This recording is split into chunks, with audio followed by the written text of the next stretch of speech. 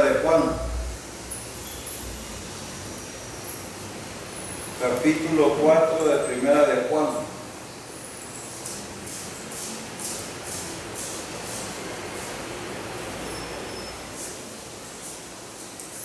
El apóstol Juan, en el capítulo 3, ha estado hablando acerca de un contraste. Y si ustedes se fijan, esta carta es una carta de contraste. El amor versus la carnalidad. El amor versus, digamos, el orgullo. El amor en contra, aquí habla Cristo contra Satanás.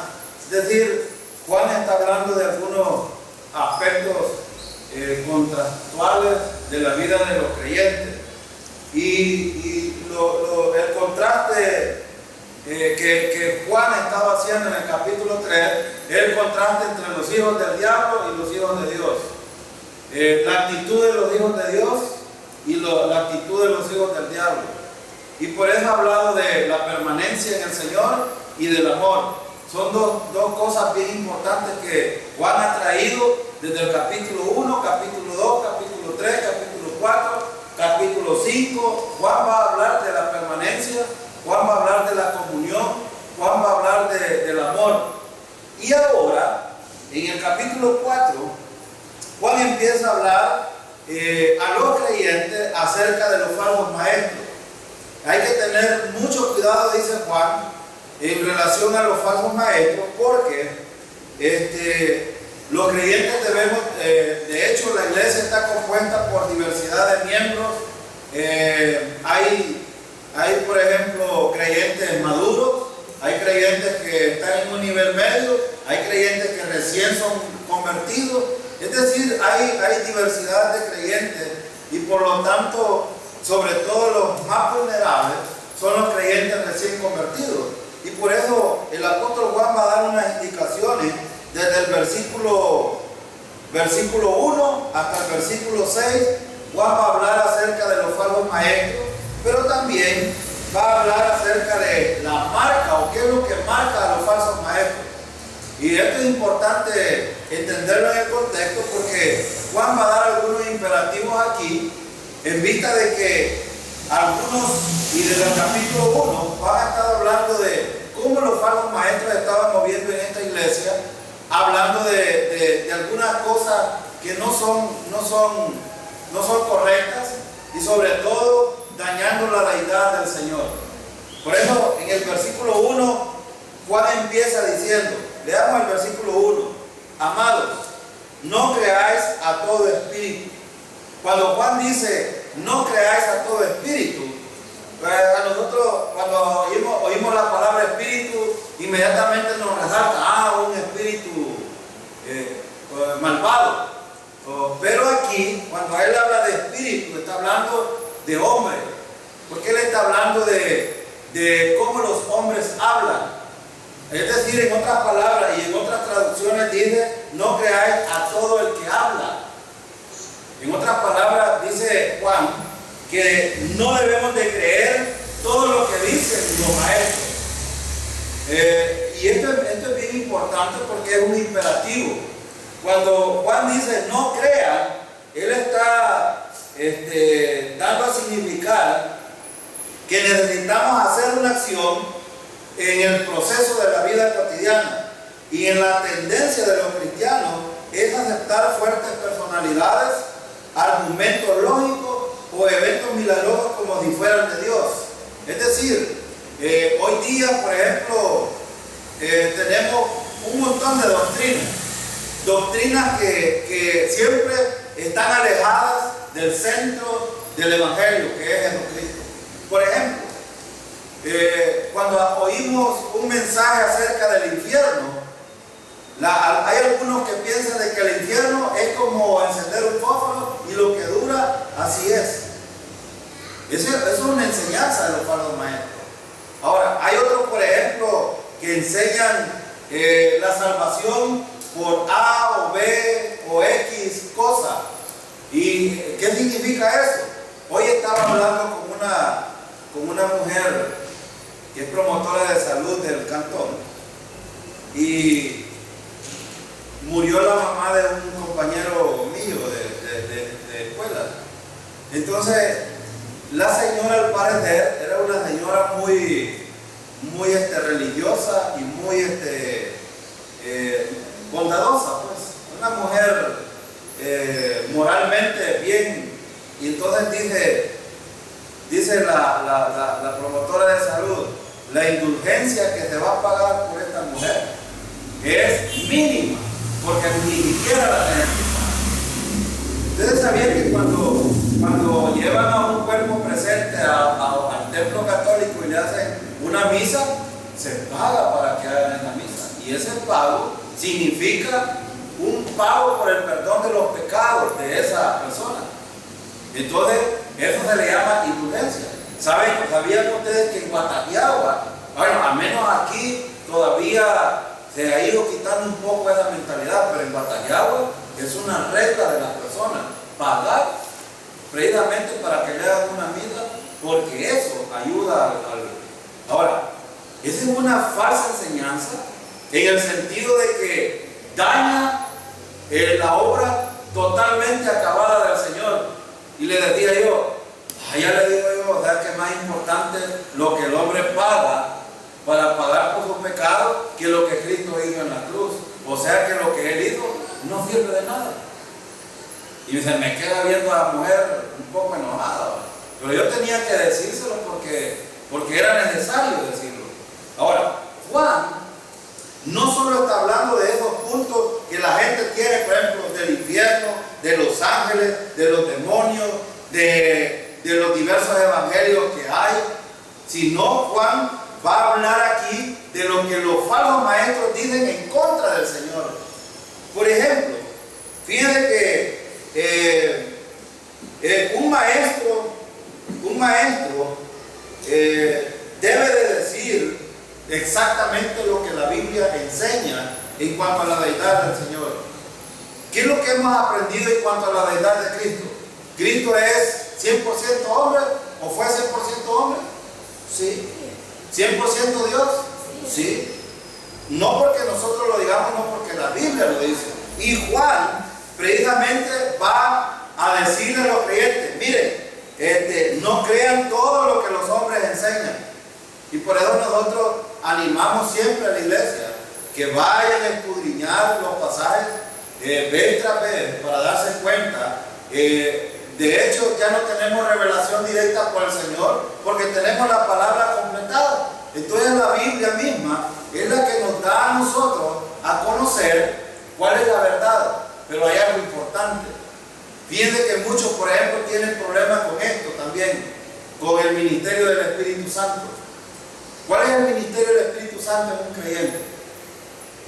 Guiarlo a toda la verdad. Si es salvo, si es creyente en Cristo, la palabra del Señor va a ser efecto porque el mismo Espíritu Santo va a enseñar esa verdad. Ahora, Juan dice aquí, no crean a todo espíritu, pero dice el versículo, si no probado el espíritu, si son de Dios. Entonces, hay algo importante aquí. Viene que Juan está diciendo, bueno, los creyentes deben de probar si lo que los que predican están diciendo es correcto.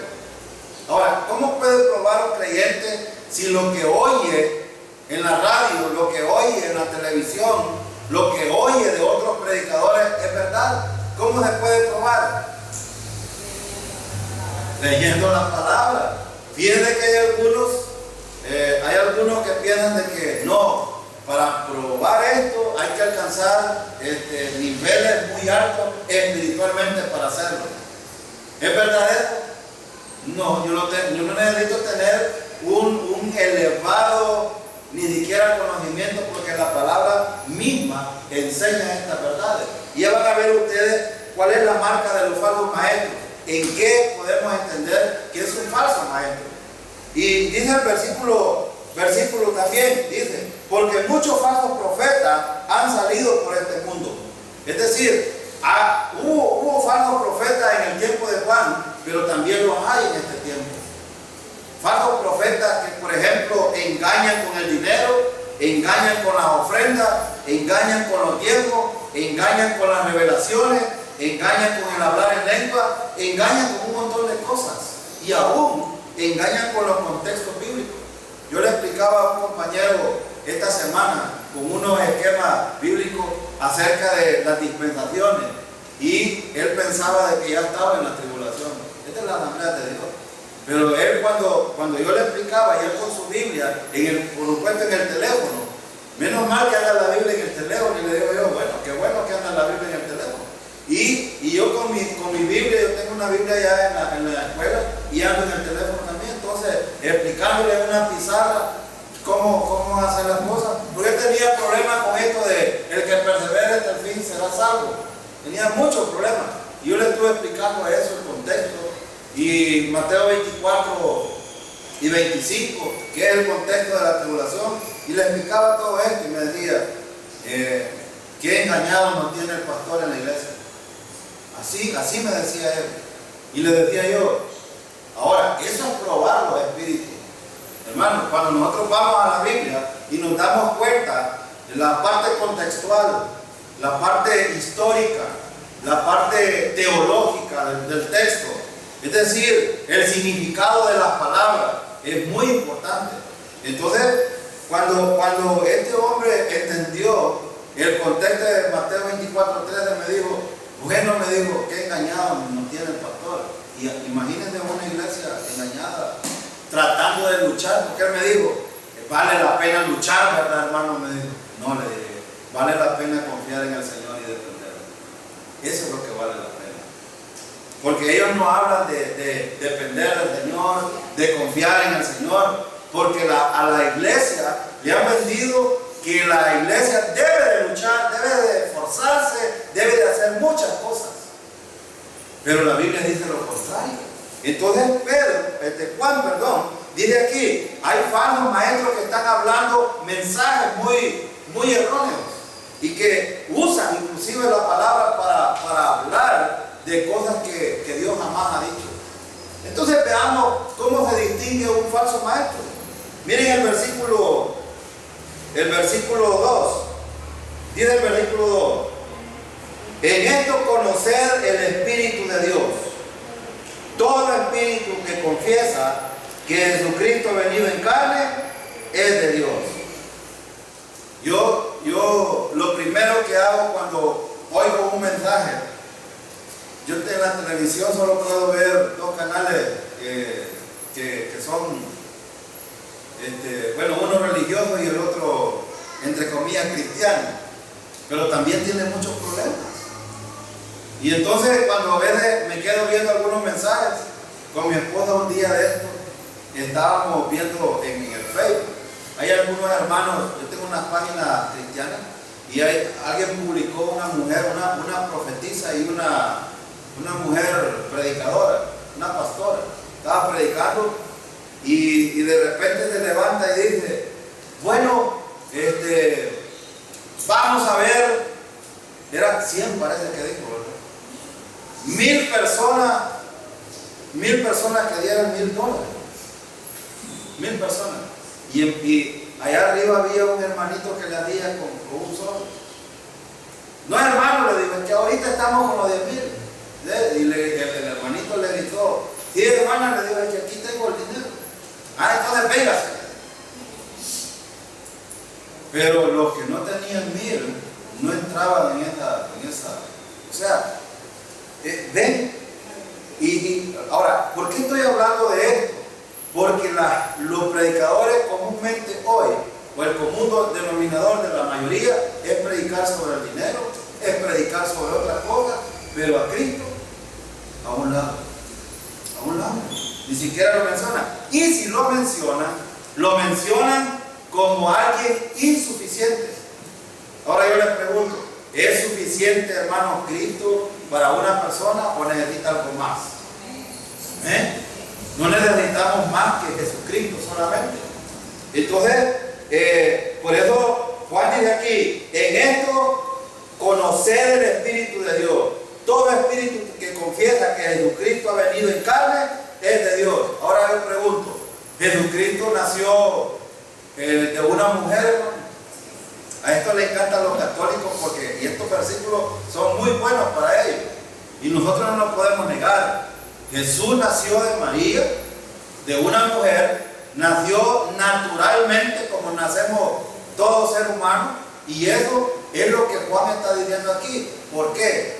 Porque dentro del contexto de la carta de Juan había un grupo de los gnósticos. Estos gnósticos declaraban de que Jesús no había nacido en carne, no era hombre, y que por lo tanto era un espíritu. Por eso, ¿cuál es la palabra que más se repite aquí en estos pasajes? Si ustedes, espíritu. Porque a los gnósticos les encantaba hablar de espíritu, y ellos creían de que Jesucristo era un espíritu. Ahora, pero si nosotros predicamos que Jesús no era hombre, sino que era un espíritu, entonces tenemos un serio problema. Y voy a decirlo por qué. Primero, ¿puede un espíritu verse? No se puede. Ahora voy a hacer otra pregunta. ¿Puede un espíritu palparse? ¿Y qué ha hablado Juan en esta carta? Lo que hemos visto, lo que hemos oído y lo que palparon nuestras manos. Es decir, Juan fue un apóstol que vio todo el sacrificio de Jesucristo. Bueno, lo tocaron, vieron los milagros, es decir, ellos vieron todas esas cosas y sabían que era un ser humano. Ahora, fíjense bien, decir eso también es peligroso. ¿Por qué? Porque la Biblia enseña desde el Antiguo Testamento hasta en el Nuevo Testamento, dice que sin derramamiento de sangre no hay remisión de pecados. Entonces, ¿cómo un espíritu puede derramar sangre para que haya remisión de pecados?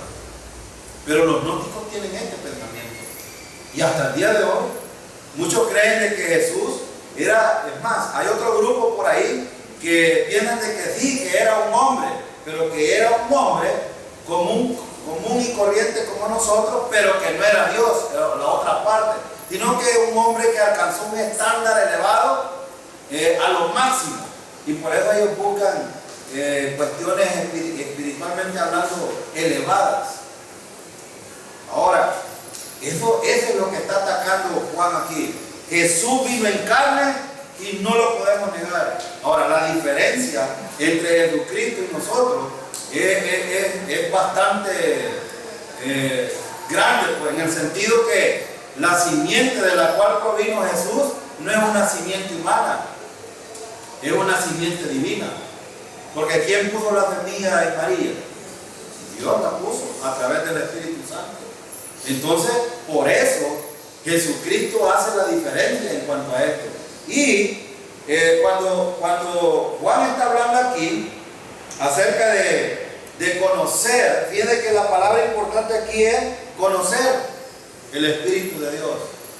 ¿Creen ustedes que el Espíritu Santo nos... ¿Ven ustedes cómo está escrito Espíritu ahí? En el versículo 2, con E mayúscula. ¿Por qué? Porque el Espíritu Santo no solo nos muestra la verdad, sino que nos guía a toda la verdad. Es el maestro por excelencia. Entonces, un creyente, una persona que niega que Jesucristo nació físicamente como ser humano, entonces dice Juan, no es de Dios. Ese no es de Dios. Eso es lo que está explicando el versículo 2. Jesucristo ha venido en carne y por lo tanto, los que hemos confiado en Cristo necesitamos creer esta verdad. ¿Por qué? Porque si no es así, entonces Cristo murió en vano. El sacrificio de Cristo no tiene significado. Y por eso ustedes oyen allá afuera muchos hablando de otras cosas para salvación, porque no creen en la humanidad de Jesús y en el sacrificio suficiente de Él. Por eso es que la gente le añade a la fe algo más, o al evangelio algo más. Por eso, porque no creen esta verdad. Ahora, el versículo 3 también va a explicar algo importante. Fíjense en el versículo 3 lo que dice: y todo espíritu que no confiesa que Jesucristo ha venido en carne no es de Dios, y este es el espíritu del anticristo, el cual vosotros habéis oído, que viene y que ahora ya está en el mundo. Quiero explicar un poco aquí, porque él habla del anticristo. La palabra anti significa contra o en contra de. Entonces, el anticristo siempre ha estado opuesto. Pero, voy a hacer una pregunta, y esto se lo explicaba yo a este compañero. Él me decía, pero el anticristo ya está en el mundo. ¿Está el anticristo como hombre físicamente plantado ya? No. Lo que está es su sistema, sí. ¿Y quién mueve este sistema? El diablo, Satanás mueve este sistema. Ahora cualquiera puede decir, ¿y dónde usa el sistema el diablo? ¿A dónde creen ustedes que usa el sistema el diablo? ¿Allá afuera? No, la usa aquí en la iglesia. Usa esas artimañas. Es más, hoy por hoy Satanás está usando pastores. Bueno, fíjense bien, lo voy a poner un ejemplo. Cuando alguien predica que la muerte de Cristo no es suficiente, ¿está en contra de Cristo, sí o no? Claro que sí. Y ese sistema es peligroso, porque lejos de llevar a la gente al cielo, lo están llevando al infierno. A mí me da mucha tristeza cuando pastores irresponsables, para disque salvar a las personas, las pasan a hacer una oración al frente. Y la gente pone más fe en la oración que en Cristo mismo y su obra acabada. Es un serio problema. O cuando la gente, por ejemplo, quiere hacer algo para salvarse y no creer solamente en el sacrificio de Cristo. Ese sistema que se mueve hoy en las iglesias, y ustedes le preguntan a la gente, ¿y cómo somos salvos? No dice la gente, no, por obras. Algunos dicen por fe y obras. Algunos dicen por la ley. Es decir, cada uno que expresa ese tipo de cosas es el anticristo, el sistema del anticristo que está ahí metido, porque al diablo le encanta engañar a la gente. Y por eso Juan dice aquí, todo espíritu que no confiesa que Jesucristo ha venido en carne, no es de Dios. No es de Dios. Y aquí es muy peligroso en cuanto a esto, porque mucha gente puede estar en las iglesias creyendo todas estas cosas que yo he mencionado anteriormente, pero no creyendo solamente en la obra terminada de Jesucristo. Y estar camino al infierno. Pueden pasar 30, 40, quizás toda su vida en la iglesia y no ser salvos. Precisamente por eso. Porque la salvación es por fe sola en Cristo. No necesita nada más. Pero si le añade algo, perdóneme, pero no es salvo.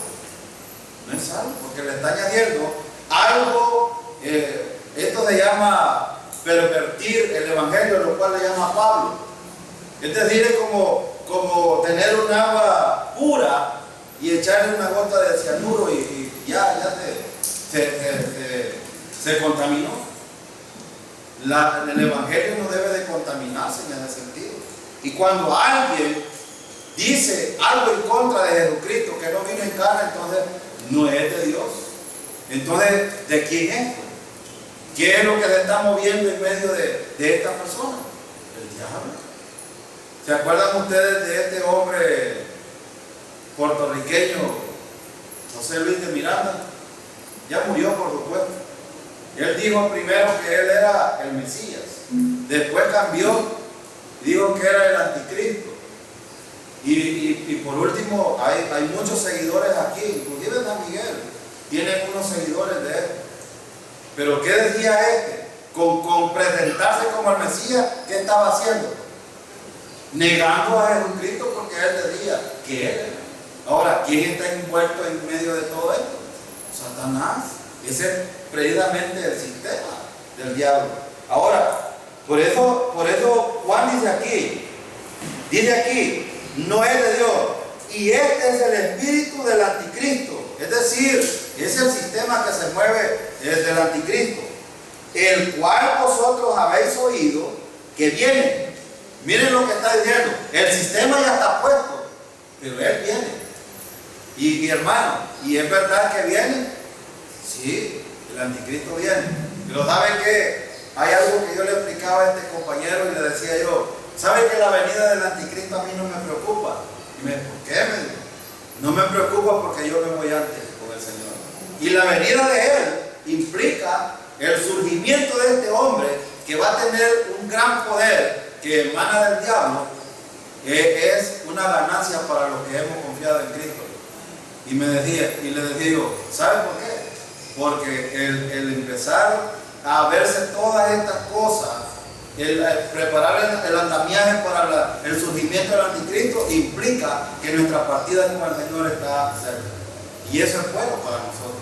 Porque es mejor estar con el Señor que terminar nuestros días aquí. Y si viene pronto, mucho mejor. Yo animaba a este hombre con esto y me decía, hombre, me dice, me voy a venir quizás más temprano para platicar con ustedes. Porque parece ser que en un poco días yo le he enseñado algunas cosas que jamás se las han enseñado. Y él tiene quizás más tiempo de ser creyente que yo.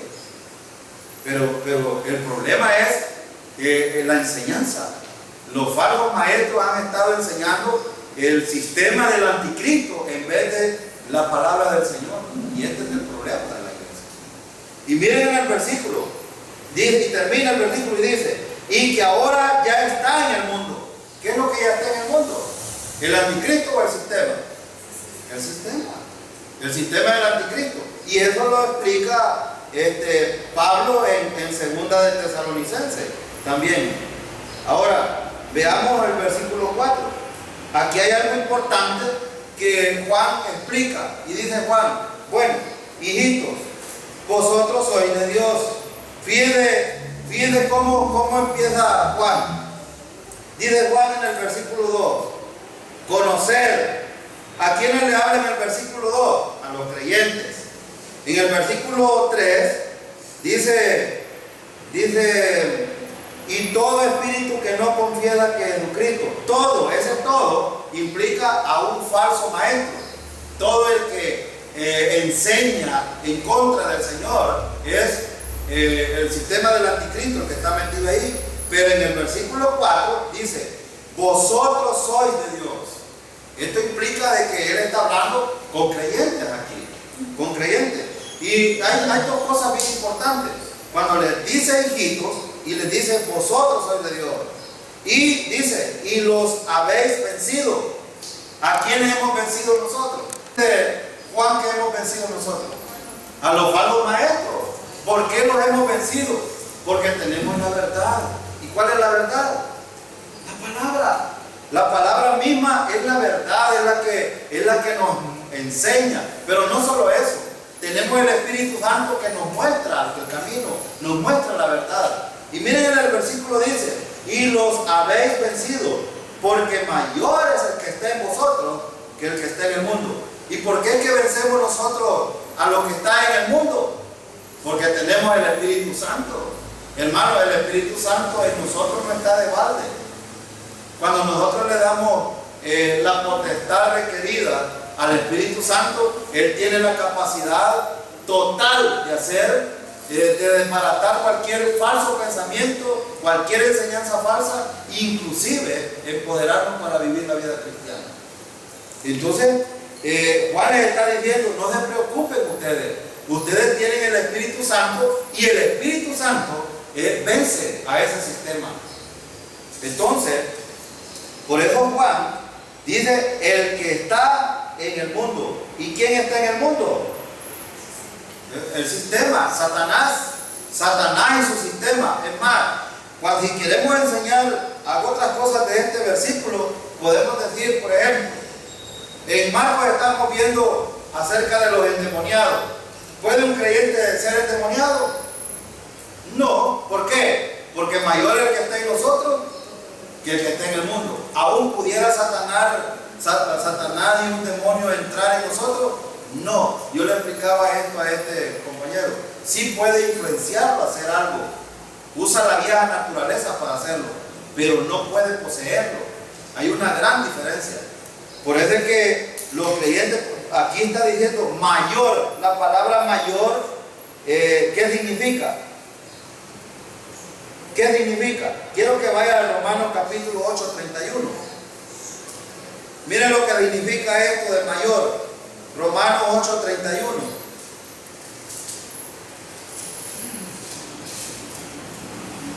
Esto es lo que dice Juan en ese versículo cuando dice mayor es el que está en nosotros. Dice Juan, dice Pablo, ¿qué pues diremos a esto?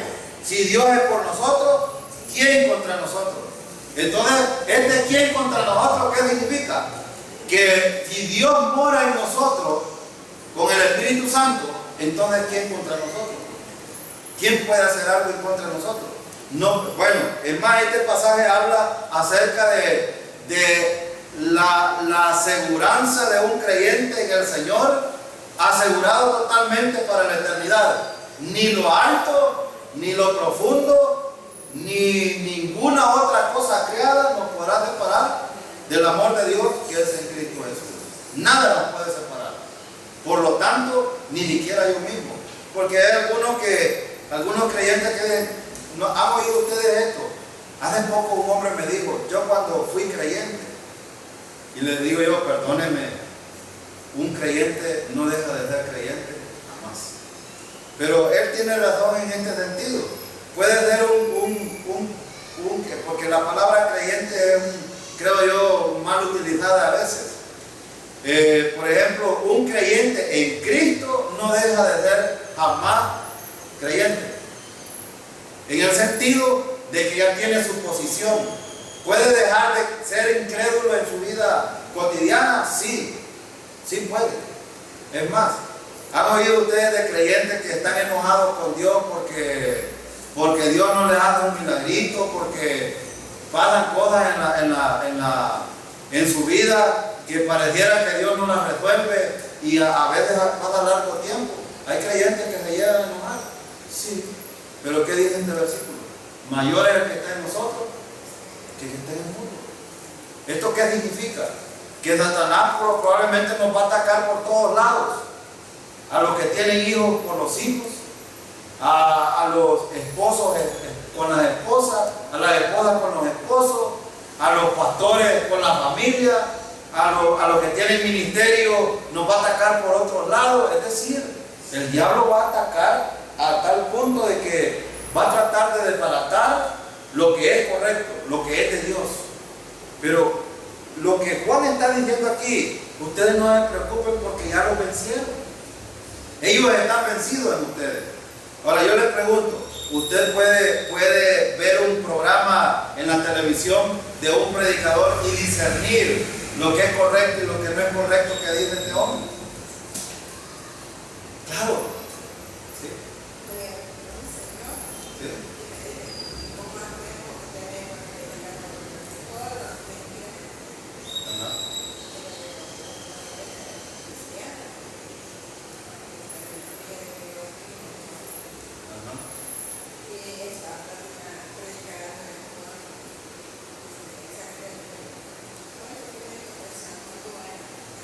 Sí, sí.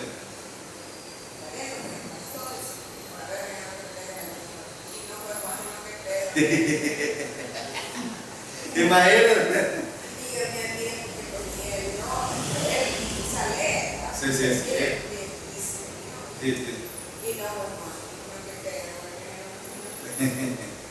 En una cosa tan sencilla, hay mucha gente que sabe mucho de la Biblia. Y hay gente que anda anhelando escuchar la verdad, pero lamentablemente lo que estábamos hablando, el sistema del diablo se ha metido en las iglesias. El anticristo está allí, el sistema, y muchos están predicando en contra del Señor. Y ese es el problema. Entonces, por eso es que la gente no puede crecer espiritualmente. Nosotros le llamamos a esto alimentos chatarra cuando la gente no está escuchando la verdad. Están enseñando cosas que no son correctas. La gente le enseña a luchar cuando la Biblia dice que hay que depender del Señor. Es decir, Cristo es el Salvador, nos salva por fe, pero también los creyentes debemos de vivir por fe en el Señor, porque Él tiene la capacidad. ¿verdad? Y es lo que está diciendo Juan aquí, cuando él dice, mayor es el que está en nosotros que el que está en el mundo. ¿Qué significa? Que él puede tener el poder total para poder controlarlo y poder vivir una vida que agrade al Señor. Eso es lo que está diciendo. Ahora, veamos entonces una actitud errónea hacia el mundo. Versículo 5, miren lo que dice. Miren lo que dice Juan acerca de los falsos maestros. Dice, ellos son del mundo, por eso hablan del mundo, y el mundo los oye. Hermano, esto me gusta este versículo. ¿Saben por qué? Porque cuando los predicadores empiezan a hablar de cosas mundanas, fíjense que hay pastores que pierden hasta 2 horas hablando del pantalón, del vestuario, de cosas del mundo, en vez de hablar de la palabra del Señor. Pierden el tiempo. Allá en una campaña yo de repente me fui a sentar ahí en el campo y el predicador estaba diciendo, salgan fuera los demonios, salga el demonio él hablaba de las enfermedades. Ahora yo pregunto, ¿dónde la Biblia dice que las enfermedades son demonios? Y pierden el tiempo. Y los hermanitos, amén, llorando ahí al frente, haciendo un montón de cosas. Terrible. Probablemente, inclusive hasta adorando al diablo, están en vez de al Señor. Qué terrible. ¿Por qué? Porque ellos hablan más del mundo que hablar de las cosas de Dios. ¿Por qué? Porque ellos son del mundo. Miren cómo les dice Juan. Ellos son del mundo, por eso hablan del mundo, y el mundo los oye. Miren qué delicado es. ¿A dónde están estos falsos maestros? Ellos son del mundo y hablan del mundo. ¿Y qué dice el versículo? El mundo, ¿qué son los que le oyen entonces? Miren qué delicado es. Ahora yo les pregunto, nosotros estamos en el mundo, pero somos del mundo. Nosotros ya no somos del mundo. Hermano, nuestra morada eterna está ahí arriba, nuestra ciudadanía. Nosotros ya no somos de esta tierra, en el sentido de que nuestra mirada ya no debe de estar puesta aquí, porque ya hemos sido comprados por el Señor, ahora le pertenecemos y nuestra ciudadanía está en el cielo. Y miren lo que Juan dice, ellos son del mundo, por eso hablan del mundo, y el mundo, ojalá que los pastores que nos oyen por este medio pudieran entender que primero, que la iglesia es del Señor; segundo, que ellos son siervos del Señor; tercero, que deben de alimentar como pastores a las ovejas con la palabra del Señor, que es lo que necesitan, no empezar a hablar del mundo, porque eso no añade a la vida espiritual a nadie. Si un cristiano quiere ser bien nutrido, necesita escuchar la palabra del Señor, no otra cosa. Y esperaría yo de que las iglesias no estén llenas más de mundanos que de salvos. Y de hecho, esa es una verdad hoy en día. Aquí en San Miguel, por ejemplo, hay una iglesia que mucha gente va porque anda buscando un favor de Dios. Y le venden un montón de cosas, agua X, y en $20 hacen un negocio, y la gente cree estas cosas. De eso está hablando Juan aquí.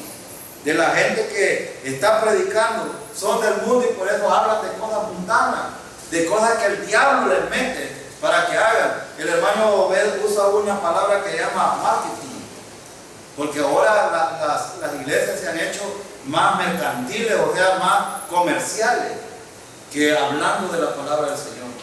Entonces, esta es la actitud errónea del mundo. Este es lo que yo le mencionaba hace un rato, del pensamiento, por ejemplo, el católico: pagar la indulgencia para pagar por los pecados de un muerto. Eso es lo que enseña el mundo. Y la gente, ¿y se lo cree el mundo? Lo creen. Ellos creen que eso abona. ¿Por qué creen que hacen los rezos? Porque tratan de ayudar. Entonces, pero Juan dice, no, ellos oyen esas cosas porque son del mundo también. Ahora, versículo 6, miren lo que dice. Ahora va a hablar de los creyentes. Nosotros somos de Dios. Miren el contraste. Juan está está diciendo? Un versículo sobre los inconversos, un versículo sobre los creyentes. Dice Juan, nosotros somos de Dios. El que conoce a Dios nos oye. ¿Ustedes creen, hermanos, que si ustedes no escucharan, así sinceramente, si ustedes no escucharan lo que la Biblia dice a través de nosotros, estarían aquí? Bueno, yo sería uno. Si yo no escuchara palabra de Dios aquí, yo ya me hubiera ido. Pero ¿saben qué? El crecimiento que yo he tenido espiritualmente lo he escuchado del hermano Jorge y del hermano Beto. Ese crecimiento. Y lo he escuchado aquí. Y el Señor ha abonado por medio del Espíritu Santo ese entendimiento de la palabra. Entonces el Espíritu Santo ha obrado. Pero si nosotros creen ustedes que entendiendo que somos de Dios y escuchar otras cosas, ¿creen ustedes que tendríamos crecimiento? Yo he estado muy contento a partir del año pasado hasta el día de hoy. La iglesia ha tenido un cambio muy significativo. Gente que estaba rebelde, por ejemplo, a bautizarse, ha tomado decisiones. ¿Esto qué significa? Que la predicación de la palabra ha hecho efecto. Y la gente va creciendo y va entendiendo cómo debe de funcionar. Por eso es que Juan dice, nosotros somos de Dios. El que conoce a Dios nos oye. El que no es de Dios no nos oye. En esto conocemos el espíritu de verdad y el espíritu de error. Esta mujer que les decía yo, le dije yo así sarcásticamente, vaya, le dije yo, vale más un pago miserable de un par de pesos que el sacrificio de Cristo en la cruz. Esa mujer, miren, esa mujer, ya me voy mejor, dijo. ¿Usted cree que quería escuchar lo que yo le iba a decir? ¿Por qué? Es del mundo. Es del mundo. Entonces ellos no quieren escuchar la verdad. Ahora, por eso que Juan está haciendo el contraste aquí. Contraste muy importante. Ellos dicen, bueno, ustedes son de Dios, ustedes saben la verdad. Y el que no sabe la verdad, no lo va a escuchar. Usted, por más que quiera enseñar la verdad, hay mucha gente que no va a querer escucharlo. Mucha gente no va a querer. Este compañero que se le murió la mamá, yo tengo ya 9 años de trabajar ahí, y desde que llegué le he predicado el evangelio vez tras vez. Pero saben que él tiene un problema, que él estudió para sacerdote como 2 años y se salió, porque no aguantó, porque él es mujerero. Entonces no aguantó, y dice él mismo dice, no aguanté porque a mí me gustan las mujeres. Y le digo yo, pero es normal si es hombre. Yo no sé por qué los sacerdotes les han prohibido a las mujeres. Aquí ha pasado una lista y la mayoría han dejado hijos botados aquí. Y le digo yo, a los católicos les sorprende eso. Y les digo yo, a mí no me sorprende, porque son hombres, son naturales, tienen deseos igual como cualquier hombre. Entonces, pero lo que le quiero decir es, ese hombre siempre ha rechazado el evangelio, ha dicho, no, la salvación es de otra manera. De otra manera. Y le digo yo, entonces usted nunca se va a salvar, porque no hay nada que usted pueda hacer para salvarse. Si solo cree en Cristo, se salvaría. Si no, va para el infierno. Perdónenme, pero no puedo decir otra cosa. Entonces, Juan está diciendo aquí que el espíritu de verdad se conoce y el espíritu de error también se conoce. Cuando una persona habla lo que es correcto, se entiende, y el que habla lo incorrecto también se entiende. Y dice aquí, en esto conocemos el espíritu de verdad y el espíritu de error. En esto conocemos. ¿Por qué lo entendemos nosotros? Porque el versículo del principio dice que somos de Dios, y cuando dice que somos de Dios, significa que el Espíritu Santo mora en nosotros, y Él nos garantiza esto. Entonces veamos hacer un poco acerca de la seguridad y advertencia de los hijos. Juan va a empezar otro tema en el versículo 7. Miren lo que dice el versículo 7. Retoma el tema que ha traído anteriormente acerca del amor. Miren el versículo 7, dice: amados, amémonos unos a otros, porque el amor es de Dios. Todo aquel que ama es nacido de Dios y conoce a Dios. Ahora, aquí estamos llamados los que somos salvos, hijos de Dios.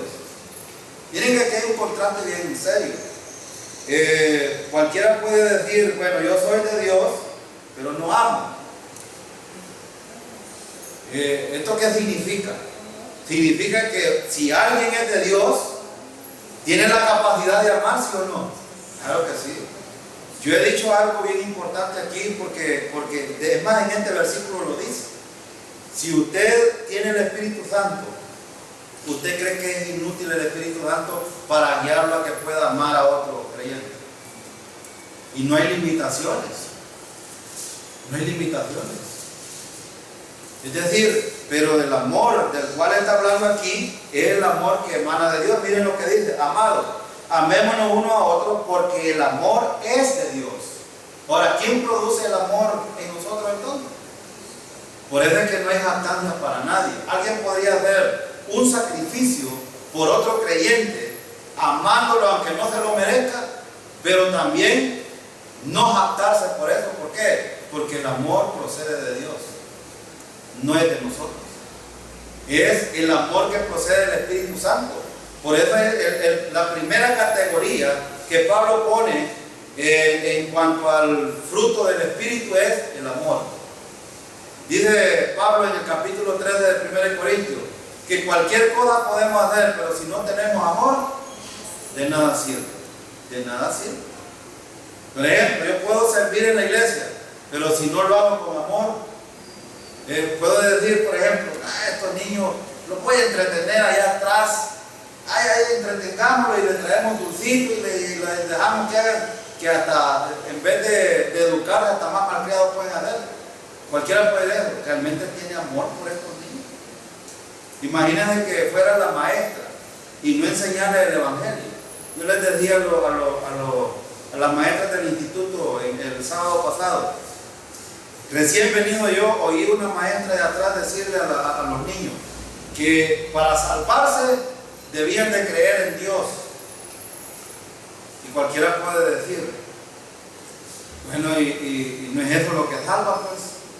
Hermano, creer en Dios es lo que salva. No. Pero cuando usted le mete, mire una enseñanza cualquiera, ¿deben de creer en Dios los niños? Sí. Es más, todo el mundo, usted le pregunta a un borracho, a un marero, que le pega, lo que sea, ellos creen que existe un Dios. Pero no es eso lo que salva. Para salvarse hay que creer en la obra de Jesucristo en la cruz. Y hay que enseñarle a Cristo. Hay que enseñarle quién es Cristo, qué es lo que hizo, el sacrificio que hizo. En vez de que nosotros muriéramos, Él murió. Eso es lo que hay que enseñarle. ¿Y qué tal una maestra está enseñando otra cosa? ¿Dónde está el amor? Imagínense que si tuviéramos maestras irresponsables. Estoy poniendo el ejemplo a las maestras, ojalá que no me vayan a enojar, pero estoy poniendo el ejemplo por la responsabilidad de dispensar amor a aquellos que quizás no lo merezcan. Porque los niños, hay veces que son rebeldes, ¿no? Hay niños que tiran hasta patadas. Yo he oído que aquí que hay hermanas que quedan de niños que les avientan un par de hasta trompones, pues, allá atrás. Pues sí, pero igual, debemos de amar a esos niños. ¿Qué dijo el Señor cuando los discípulos no querían a los niños cerca? Mira Señor, estos niños están perturbando. ¿Qué les dijo Él? Dejad que los niños vengan a mí, porque de ellos es el reino de los cielos. Ellos también tienen una oportunidad de salvarse. Entonces, por amor. Imagínense nosotros enseñándoles falsa doctrina. Realmente sería amor ese por los hermanos para verlos crecer. ¿Ustedes creen que los pastores que predican la prosperidad y ordeñan a las ovejitas con el dinero y un montón de cosas, creen que las aman? ¿Creen que tienen amor por ellas? No, no tienen amor. Pero lo que está diciendo aquí Juan es que él dice, amémonos unos a otros porque el amor es de Dios. El amor es producido por Dios en nosotros. Y miren el versículo dice, todo aquel que ama es nacido de Dios y conoce a Dios. ¿Y por qué lo conoce? ¿Qué fue lo primero que usted conoció, hermano? No fue el amor de Dios. Fíjense que es algo que a mí no se me olvida. Cuando yo entendí el Evangelio, entendí el amor de Dios. Cuando yo entendí que no tenía ni siquiera derecho para nada, no tenía oportunidad para nada, porque como pecador estamos destituidos de la gloria de Dios. Entonces, cuando se manifiesta el amor de Dios hacia nosotros, entendiendo de que un inocente muere por un culpable, ¿no creen ustedes que es la mejor manifestación de amor de parte de Dios? Por eso es que Juan está explicando esto. Pero Juan dice, bueno, ya no basta con tener ese concepto aquí. ¿Qué está diciendo Juan? Amémonos. O es decir, practiquémoslo. Vamos a la práctica. No está diciendo Juan, no, solo quédense con eso y déjenlo ahí. No, Juan está diciendo, amémonos, y dice los unos a los otros, porque el amor es de Dios. Todo aquel que ama es nacido de Dios. ¿Y por qué? Porque el amor procede de Dios. ¿Ustedes creen que la gente allá dice, no, si yo amo? ¿Realmente aman los inconversos, hermano? ¿Aman los inconversos? Según este versículo dice que no. Humanamente sí. Es el amor, puede ser el filial, puede ser el eros, puede ser, pero el amor del cual está hablando aquí es el amor ágape. ¿Y qué es el amor ágape? El amor ágape es una actitud mental que busca hacer lo mejor para la otra persona, aunque no se lo merezca. Ese es el amor ágape. Busca el beneficio de otro, aunque no se lo merezca. Y yo, voluntariamente, tomo esta actitud de hacerlo por ello. Probablemente los esposos no se merezcan amor. Probablemente no, o las esposas. Pero el versículo nos está diciendo que debemos de aplicarlo a esto. Los hijos probablemente son rebeldes y no merecen amor, pero es una actitud voluntaria de dispensarle. Pero dentro del amor está que también. Acordémonos que dentro del amor no solo es darle lo que ellos quieren, porque eso no es amor. Es darle lo que necesitan, pero también dentro del amor está la disciplina. No solo está, por ejemplo, darles de comer, darles de beber, darles vestuario, darles donde vivir. No está solo eso. También está el par de hinchazos de vez en cuando. Están los consejos fuertes, las exhortaciones. Es decir, dentro del amor está todo eso. Y es lo que está diciendo. Ustedes quisieran que los hijos se perdieran, sus hijos se perdieran. Entonces para eso hay que disciplinarlos. Probablemente va a haber un tiempo que se van a desviar. A todos nos pasa eso. A todos. Y no acuerden de ustedes de su vida. Bueno, yo recuerdo a la mía. A mi mamá yo le di muchos problemas, un par de tiempo. Pero uno regresa otra vez. Regresa. Y es lo que está diciendo aquí. Versículo 8, y terminamos. El que no ama no ha conocido a Dios, porque Dios es. Está diciendo Juan aquí esto, por esto, miren, porque de hecho si alguien, el estilo de vida que debe de tener un creyente precisamente es el amor. Es la verdadera prueba de conocer a Dios.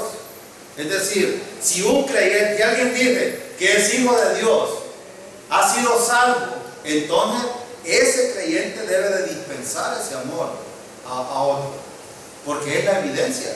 Miren, el versículo dice, el que no ama no ha conocido a Dios, porque Dios es. Noten de que el versículo nos está diciendo, ¿a quiénes está escribiendo Juan aquí? ¿A creyentes o a inconversos? ¿Está diciendo que la salvación se pierde aquí? No, él está diciendo de que el que no ama no conoce a Dios. ¿Saben por qué? ¿Saben por qué? Porque Dios es amor y lo ha mostrado a través de su Hijo Jesucristo. Hizo un sacrificio para amarnos. El que debió de juzgarnos, en vez de mandarnos al infierno, sin ninguna oportunidad, decidió enviar a su Hijo a morir por todo el mundo. Aún, no solo por nosotros, sino por todo el mundo.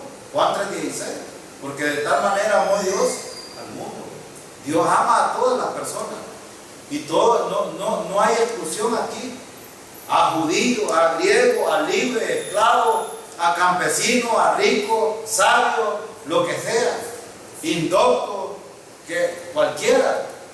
Si en buen salvadoreño, chinche, telepata, lo que sea. Cualquiera puede alcanzar salvación. Porque el amor se ha manifestado de Dios para nosotros. Entonces, alguien que no dispensa amor y que no entiende de que hay que hacer un pequeño sacrificio. De hecho, el amor ágape es eso. Es un sacrificio incondicional por otro. Es decir, no voy a, porque si alguien dice, mira, te amo, pero si me amas. Si no me amas, no te puedo amar. Ese es amor condicional. Pero nos amó así Dios. Entonces un creyente que dice que es hijo de Dios debería de amar a otro hermano. ¿Por qué? Porque si conoce el Evangelio, conoce el sacrificio de Cristo en favor nuestro, entonces ese amor debería de manifestarse. Es lo que está diciendo Juan aquí. ¿Y de quién es el amor entonces? Es de Dios. Noten de que es Dios quien nos produce en nosotros. Ahora, ¿qué necesitamos hacer? Número 1, vivir en comunión con el Señor. ¿De qué ha hablado Juan aquí? De la permanencia en el Señor. Es decir, lo mismo que dice en Juan 15, permanecer en mí y mi palabra en vosotros. Y llevaréis mucho, él dice, fruto, más fruto y mucho fruto. Es que los creyentes podemos llevar fruto. No podemos producir absolutamente nada. Es Dios quien lo produce por medio del Espíritu Santo. Esa es la voluntad de Dios en nosotros. Él quiere que lo hagamos. Ahora, es solo tomar una decisión. Probablemente nos amargará el hecho de que la otra persona no merece absolutamente nada. Pero es algo que necesito tomar una decisión. Si conozco a Dios, debo de hacerlo. Y eso es lo que dicen los versículos que acabamos de ver. Son versículos.